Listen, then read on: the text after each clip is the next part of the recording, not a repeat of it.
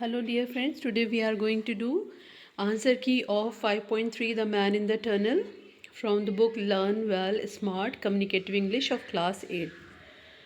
Let's see. Okay, unit 5 5.3 The Man in the Tunnel. Exercise read and find. First one, answer each question briefly. First answer, they met to share stories, often competing to tell the best or most thrilling one. Number two, the storyteller who captivated the audience the most received applause, appreciation, or some symbolic prize determined by the group. Number three, answer, George's stories were often gripping, detailed, and sometimes had unexpected twists, making them stand out. Number 4. George stopped his bike inside the tunnel due to an unusual event such as hearing strange sounds or seeing something unexpected. Number 5. The stranger claimed to live in a nearby location, possibly adding an airy or mysterious element to the story. Number 6. Something strange or significant occurred, such as encountering the stranger again or noticing something peculiar about his surroundings. Number 7. George went back through the tunnel to investigate the strange events or confirm his suspicions about the stranger. Number 8. George wanted to uncover the truth about the stranger, likely out of curiosity or unease about the earlier encounter. Number 9. The lady revealed a shocking or mysterious fact about the stranger, such as his true identity or a supernatural aspect. There is a picture. Here is the image depicting a ghostly figure in a dark, airy tunnel. The ghost with a somber expression seems to be lost in thought in this haunting setting. You can use such kind of image in your copy. Next exercise, complete each sentence using suitable words.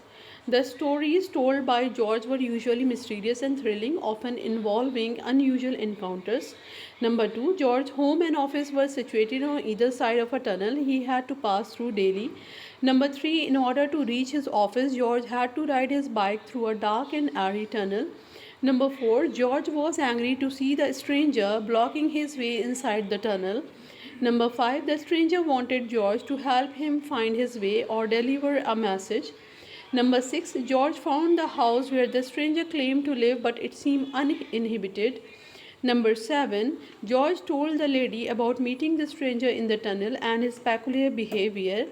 Number 8, the lady said that her husband had died long ago and couldn't have been the man George saw. Next exercise, answer the following questions in detail. The mysterious disappearance of the stranger invites various interpretations, allowing for a discussion that blends imagination with logical reasoning. Here is a detailed response. Possible explanation. Number 1, supernatural explanation. The stranger could be a ghost or a supernatural entity. His presence in the tunnel and sudden disappearance align with common ghost stories. This idea is supported by the airy setting of the tunnel and the fact that the stranger's house was uninhabited. Number 2, illusion or hallucination. George might have imagined the stranger due to exhaustion, stress, or fear. The darkness of the tunnel could have heightened his imagination. This explanation implies that the entire encounter was a product of George's mind. Number 3, physical escape. The stranger might have quietly jumped off the bike at some point before George stopped, taking advantage of the darkness or George's distraction. This practical explanation suggests the stranger was simply a mysterious traveler. Number 4, metaphorical presence.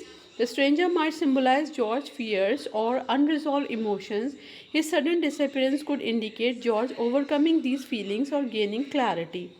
Conclusion. After group discussion, we might conclude that the stranger represents a supernatural or mysterious phenomena, adding suspense to the story. The setting and the lady's revelation about her deceased husband strengthen the idea of a ghostly encounter. However, logical explanation like physical escape or hallucination cannot be entirely ruled out. This ambiguity keeps the story intriguing, encouraging readers to draw their own conclusions. Next exercise, word power. Match each phrasal verb with its meaning. Number 1, turn on, answer H. Start a TV, radio, etc. by moving a switch, etc. Number 2, turn off, Answer F. Stop the flow of electricity, gas, water, etc. Number 3. Turn out. Answer part B. Appear, assemble, or attend. Number 4. Turn over. Answer part G. Move the face in another direction by rolling. Number 5. Turn back. Answer part C. Return the way one has gone. Number 6. Turn away. Answer part E. Stop facing or looking at something. Number 7. Turn down. Answer part A. Reject. Number 8. Turn inside out. Answer part D. Make the inside face outwards. Next exercise, fill in the blanks in the following sentences with away, back, down, inside out, off, on, out, over. Number 1. Turn on the gas and light the oven. Number 2. A vast crowd turned out to watch the match. Number 3. She turned all her pockets inside out looking for her keys. Number 4. The weather became so bad that they had to turn back. Number 5. She turned away in horror at the sight of so much blood. Number 6.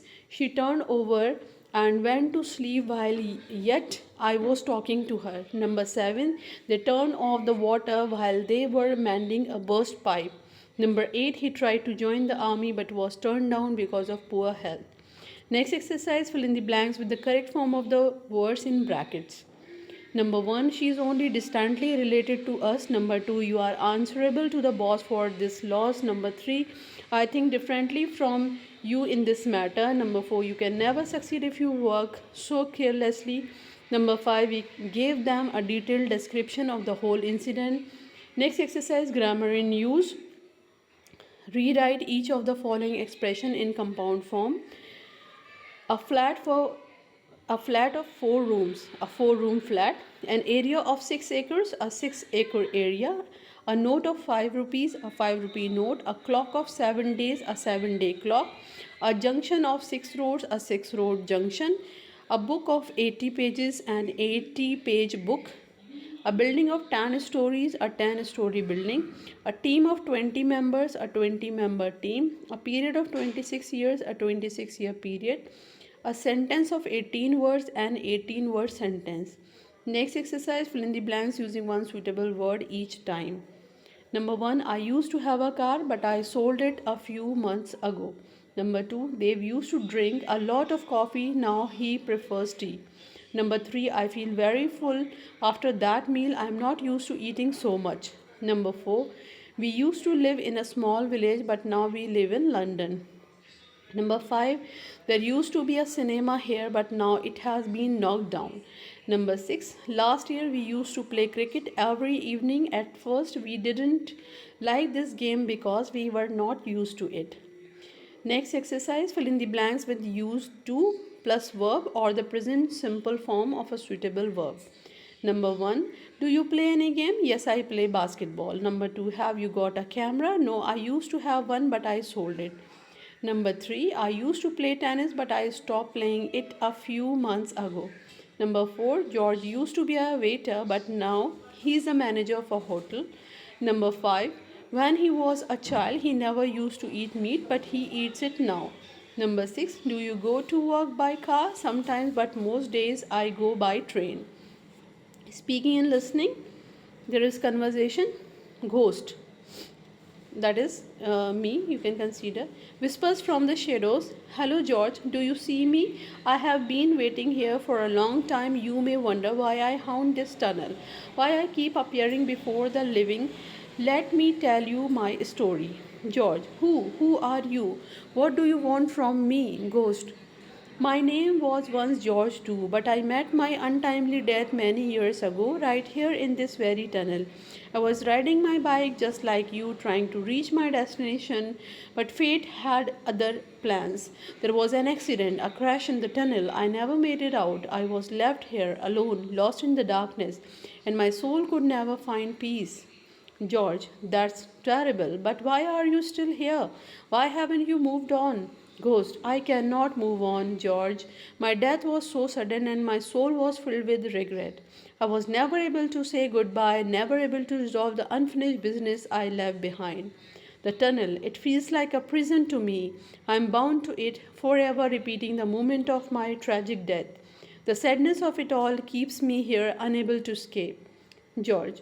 I had no idea, but is there a way for you to find peace? Can't you just leave this place? Ghost. Perhaps one day I will. If someone truly understands my pain and helps me find closure, I might be able to move on. But until then, I will remain here, haunting the tunnel, hoping for someone to break the cycle. George, I didn't realize you were trapped like this. I will try to help you. I promise.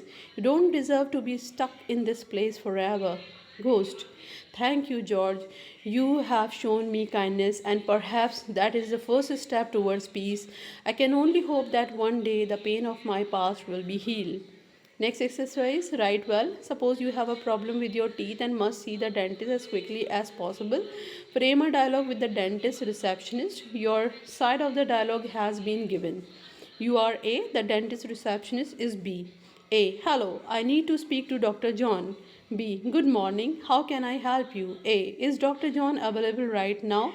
B, Dr. John is out at the moment. Would you like to leave a message? A, when will he be back? B, he should be back before lunch. A, can I see him right after he returns? B, he has an opening at 2 p.m., but he is fully booked until then. Would that work for you? A, actually, can I schedule an appointment for 3 p.m. instead? B, yes, 3 p.m. works. I will schedule that for you. A, yes, that's fine. B, great. I have booked your appointment for 3 p.m. A, fine. Thank you very much. Goodbye. B, you are welcome. See you then. Goodbye. Thanks for watching. Keep watching. Goodbye.